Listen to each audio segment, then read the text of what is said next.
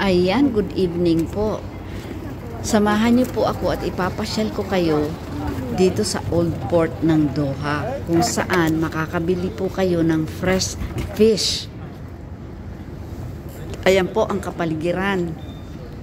Bago po kami namili, ayan, aura-aura muna sa tabi ng dagat. Ayan po, bago po kami namili ng isda, namasyal-masyal na muna sa kapaligiran ng Old Port. Ayan po, para maipakita ko sa inyo ang view ng Old Port ng Doha. Medyo gabi lang po talaga yan mga kaparientes, kasi paglabas namin sa trabaho yan. At ang panahon medyo humid pa rin. Ayan, kung makikita nyo yung mga mangingisda, nagtatanggal po yan ng isda sa net. Kaya fresh na fresh talaga yung isdang mabibili dito. At ayan na nga po, medyo humid, pero nag-enjoy naman po kami sa pagbili ng isda. At the same time, pamamasyal na rin kahit papano.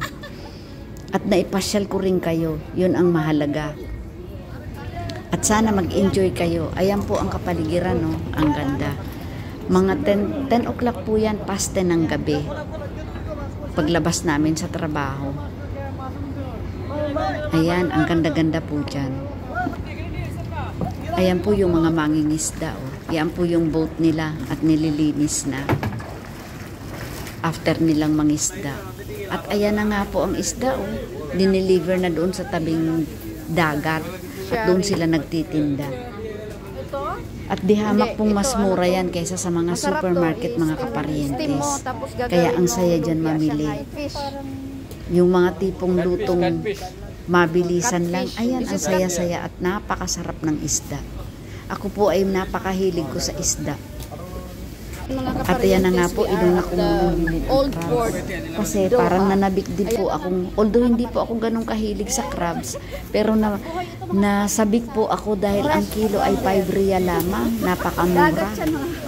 Ayan, at libre ka pang mamili. Kung anong gusto mo, walang pumipigil. Napakasaya. At yan po ay halos buhay na buhay pa ang mga crabs na bibilhin. Ayan, sana po mag-enjoy kayo sa pamamasyal na to mga kaparientes. Ayan. Ayan, papakita ko din po sa inyo mga kaparientes yung kiluhan. Old style po yan. Ibig sabihin ng isang kilo, 1 kilo yan. Ayan. At ayan, sana na-enjoy nyo ang kapaligiran ng bilihan ng fresh fish dito sa Doha. Tabing dagat po talaga yan. At ayan na nga po ang mga isda, bagong galing sa net. Ayan, hanggang madaling araw po sila dito nagbibenta ng isda. Ayan, sana nag-enjoy po kayo. At naipasyal po kayo dito sa Old 15 real ang Port kilo ng Doha. Thank you so much po. Sana nag-enjoy kayo. Maraming salamat.